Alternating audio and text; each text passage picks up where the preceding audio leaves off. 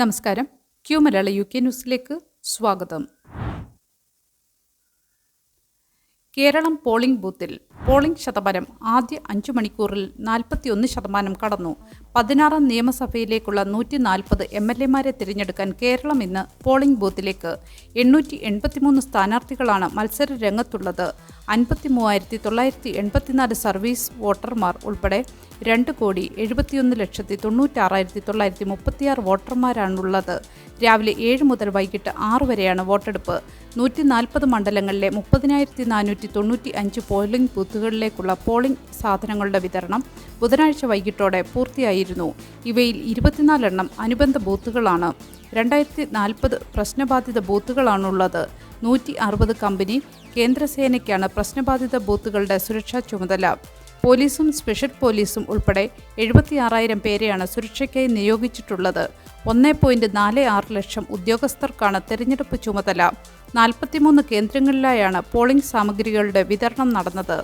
ഒരു ബൂത്തിൽ പരമാവധി 1,200 വോട്ടർമാർ എന്ന നിബന്ധന പാലിക്കാനായി കഴിഞ്ഞ ലോക്സഭാ തെരഞ്ഞെടുപ്പിനെ അപേക്ഷിച്ച് 5,000-ലേറെ ബൂത്തുകൾ വർദ്ധിപ്പിച്ചതിനാൽ ഇത്തവണ വോട്ടർമാർ ഏറെ നേരം ക്യൂ നിൽക്കേണ്ടി വരില്ലെന്നാണ് തെരഞ്ഞെടുപ്പ് കമ്മീഷൻ വ്യക്തമാക്കുന്നത്.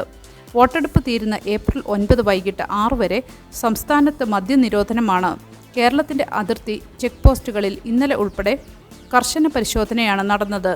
4 വടക്കൻ ജില്ലകളിൽ പടക്കക്കടകൾ അടച്ചിടണമെന്നാണ് ജില്ലാ ഭരണകൂടങ്ങൾ ഉത്തരവിറക്കി.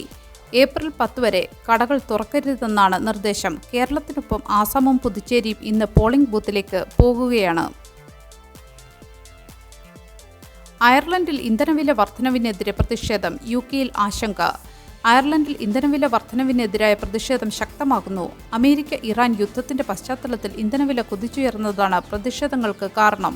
ഡബ്ലിൻ ഉൾപ്പെടെയുള്ള നഗരങ്ങളിൽ റോഡുകൾ ഉപരോധിച്ചതോടെ ഗതാഗതം സ്തംഭിച്ചു. ഡബ്ലിൻ വിമാനത്താവള അധികൃതർ യാത്രക്കാർക്ക് മുൻകൂട്ടി എത്താൻ നിർദ്ദേശം നൽകിയിട്ടുണ്ട്. ട്രാൻസ്ലിങ്ക് സർവീസുകളും തടസ്സപ്പെട്ടു. അതേസമയം UK-യിലെ വാഹന ഉടമകളോട് വൈകിട്ട് 5 മണിക്ക് മുമ്പ് ടാങ്കുകളിൽ ഇന്ധനം നിറയ്ക്കാൻ നിർദ്ദേശം നൽകിയിട്ടുണ്ട്. ഇന്ധനവില ഇനിയും കൂടാൻ സാധ്യതയുണ്ടെന്ന വിലയിരുത്തലാണ് ഇതിന് കാരണം. അന്താരാഷ്ട്ര വിപണിയിൽ എണ്ണവില കുറഞ്ഞെങ്കിലും ഈ വിലക്കുറവ് പെട്രോൾ പമ്പുകളിലെത്താൻ ആഴ്ചകളെടുക്കുമെന്ന് വിദഗ്ധർ പറയുന്നു. യുദ്ധകാലങ്ങളിൽ സാധാരണയായി ഉണ്ടാകുന്ന വിലവർധനവ് ഒഴിവാക്കാൻ വാരാന്ത്യത്തിനു മുമ്പ് ഇന്ധനം നിറയ്ക്കുന്നതാണ് നല്ലതെന്ന ഉപദേശമാണ് നൽകുന്നത്. യുക്മ നഴ്സസ് ഫോറം ദേശീയ സമ്മേളനവും അന്താരാഷ്ട്ര നഴ്സസ് ദിനാഘോഷവും. യുക്മ നഴ്സസ് ഫോറം സംഘടിപ്പിക്കുന്ന 8ാമത് ദേശീയ സമ്മേളനവും അന്താരാഷ്ട്ര നഴ്സസ് ദിനാഘോഷവും 2026 മെയ് 9 ശനിയാഴ്ച വൂൾവർഹാംപ്റ്റണിൽ നടക്കും. എഡ്യൂക്കേറ്റ്, എൻവിഷൻ, ലിബറേറ്റ് എന്ന പ്രമേയത്തിൽ സംഘടിപ്പിക്കുന്ന പരിപാടി നഴ്സിംഗ് രംഗത്തെ അറിവ്, ദർശനം, സാമൂഹിക ഉത്തരവാദിത്വം എന്നിവ ശക്തിപ്പെടുത്തുകയാണ് ലക്ഷ്യമിടുന്നത്. രാവിലെ 8:30 രജിസ്ട്രേഷനോടെ ആരംഭിക്കുന്ന പരിപാടികൾക്ക് തുടർന്ന് സ്വാഗത പ്രസംഗം, ഐസ് ബ്രേക്കർ, കീനോട്ട് സെഷനുകൾ, ഇൻട്രാക്റ്റീവ് വർക്ക്ഷോപ്പുകൾ എന്നിവ നടക്കും. ഉച്ചയ്ക്ക് 12 പാനൽ ചർച്ചകളും കരിയർ സ്റ്റേഷൻ പരിചയപ്പെടുത്തലും, 1 മണിക്ക് ലഞ്ച് ബ്രേക്കും, 2 മണിക്ക് ഉദ്ഘാടന ചടങ്ങും നടക്കും. 3 മണിക്ക് അവാർഡുകളും മത്സരഫല പ്രഖ്യാപനവും 3:30 കലാപരിപാടികളും ഉണ്ടായിരിക്കും. വൈകുന്നേരം 6 മണിക്ക് സമ്മേളനം സമാപിക്കും. നഴ്സിംഗ് രംഗത്തെ വിദഗ്ധർക്കും വിദ്യാർത്ഥികൾക്കും ഒരുപോലെ പ്രയോജനകരമാകുന്ന അനുഭവങ്ങളും അറിവുകളും പങ്കുവയ്ക്കാനുള്ള വേദിയായിരിക്കും ഈ സമ്മേളനം. തെറ്റായി നൽകിയ സ്റ്റുഡൻസ് ലോൺ തിരിച്ചടയ്ക്കാൻ 22,000 വിദ്യാർത്ഥികൾക്ക് നിർദ്ദേശം. തെറ്റായി നൽകിയ മെയിൻ്റനൻസ് ലോണുകളും ഗ്രാൻറ്റുകളും തിരികെ അടയ്ക്കണമെന്നാവശ്യപ്പെട്ട് 22,000-ലധികം വിദ്യാർത്ഥികൾക്ക് നോട്ടീസ് ലഭിച്ചു. വാരാന്ത്യ കോഴ്സുകളിൽ പഠിക്കുന്ന വിദ്യാർത്ഥികൾക്കാണ് സ്റ്റുഡൻസ് ലോൺ കമ്പനി അല്ലെങ്കിൽ അവരുടെ സർവകലാശാലകളിൽ നിന്ന് ഈ കത്തുകൾ ലഭിച്ചത്. ചില കോഴ്സുകൾക്ക് മെയിൻ്റനൻസ് ലോണുകൾക്കോ കുട്ടികൾക്കുള്ള ഗ്രാൻറ്റുകൾക്കോ അർഹതയില്ലെന്നും നൽകിയ പണം തിരികെ നൽകണമെന്നുമാണ് കത്തിൽ പറയുന്നത്. ഇതൊരു വലിയ പിഴവാണെന്നും ഇതിനെതിരെ നിയമ നടപടി ആലോചിക്കുന്നുണ്ടെന്നും ബന്ധപ്പെട്ട 15 സർവകലാശാലകളും കോളേജുകളും അറിയിച്ചു.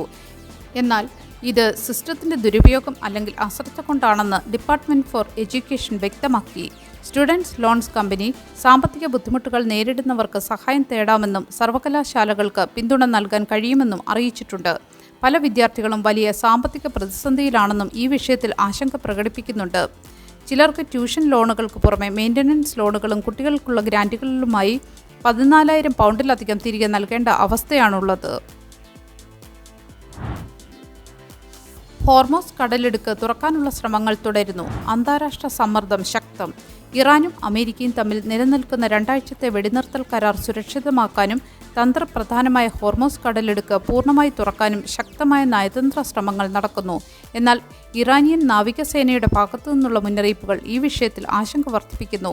അനുമതിയില്ലാതെ കടന്നുപോകുന്ന കപ്പലുകൾ ആക്രമിക്കപ്പെടുമെന്ന മുന്നറിയിപ്പ് ലഭിച്ചിരിക്കുന്ന സാഹചര്യത്തിൽ വിദേശകാര്യ സെക്രട്ടറി എവറ്റ് കൂപ്പർ ഈ അന്താരാഷ്ട്ര ജലപാത പൂർണ്ണമായി തുറന്നു നൽകണമെന്ന് ആവശ്യപ്പെട്ടു. ഈ പാതയിൽ യാതൊരുവിധമായ ടോൾ ഏർപ്പെടുത്താൻ പാടില്ലെന്നും അവർ കൂട്ടിച്ചേർത്തു. യുദ്ധം ആഗോളതലത്തിൽ ഭക്ഷ്യ ഇന്ധനവില വർധനവിന് കാരണമായെന്നും ഇത് ബ്രിട്ടനെയും കാര്യമായി ബാധിച്ചുവെന്നും അവർ പറയുന്നു. ഈ സാഹചര്യത്തിൽ ലെബനനെയും വെടിനിർത്തൽ കരാറിൽ ഉൾപ്പെടുത്തണമെന്നും അവർ ആവശ്യപ്പെടുന്നു. ഹോർമോസ് കടലിടുക്ക് ഉപരോധിക്കുന്നത് ആഗോള സമ്പദ് വ്യവസ്ഥയെ തടസ്സപ്പെടുത്തുന്നുവെന്നും ഇത് അന്താരാഷ്ട്ര നിയമങ്ങൾക്ക് വിരുദ്ധമാണെന്നും അവർ അടിവരയിട്ട് പറഞ്ഞു. ലേബർ പാർട്ടി നേതാവ് സർ കീർ സ്റ്റാർമറും ഈ വിഷയത്തിൽ ശക്തമായ നിലപാട് സ്വീകരിച്ചിട്ടുണ്ട്.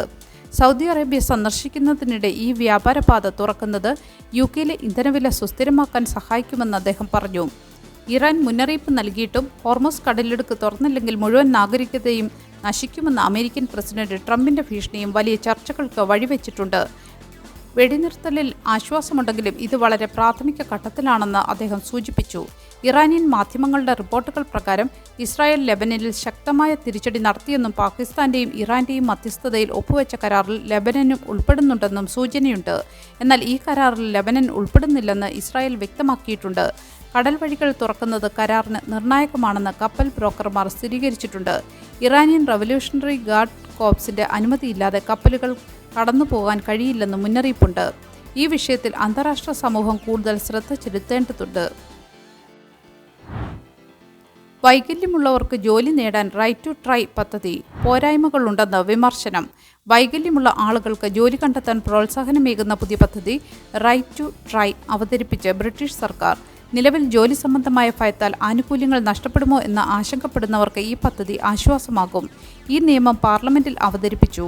ഇതുപ്രകാരം ജോലി ചെയ്യുന്നതിനോ സന്നദ്ധ പ്രവർത്തനങ്ങളിൽ ഏർപ്പെടുന്നതിനോ ഉള്ള തടസ്സങ്ങൾ നീങ്ങും. ജോലി തേടുന്നവരുടെ ആനുകൂല്യങ്ങൾ നഷ്ടപ്പെടുമെന്ന ഭയം ഒഴിവാക്കാൻ ഇത് സഹായിക്കുമെന്ന് സാമൂഹിക സുരക്ഷാ മന്ത്രി സർ സ്റ്റീഫൻ ടിംസ് പറഞ്ഞു. ഈ പദ്ധതി ഈ മാസം അവസാനം മുതൽ പ്രാബല്യത്തിൽ വരും. എന്നാൽ പദ്ധതി പൂർണ്ണമല്ലെന്നും വൈകല്യമുള്ളവരെ ദോഷകരമായി ബാധിക്കുന്ന തൊഴിൽ സാഹചര്യങ്ങളെ നേരിടാൻ ഇത് പര്യാപ്തമല്ലെന്നും ക്യാമ്പയിനർമാർ മുന്നറിയിപ്പ് നൽകുന്നു. ജോലിയും മെച്ചപ്പെട്ട തൊഴിൽ സാഹചര്യങ്ങളും വൈകല്യമുള്ളവർക്ക് ലഭ്യമാക്കാൻ കൂടുതൽ നിക്ഷേപം ആവശ്യമാണെന്ന് അവർ ചൂണ്ടിക്കാട്ടി. ബ്രിട്ടന്റെ സൗരോർജ്ജ റെക്കോർഡുകൾ തകർന്നു. ഏറ്റവും വലിയ സൗരോർജ്ജ പാടത്തിന് അനുമതി.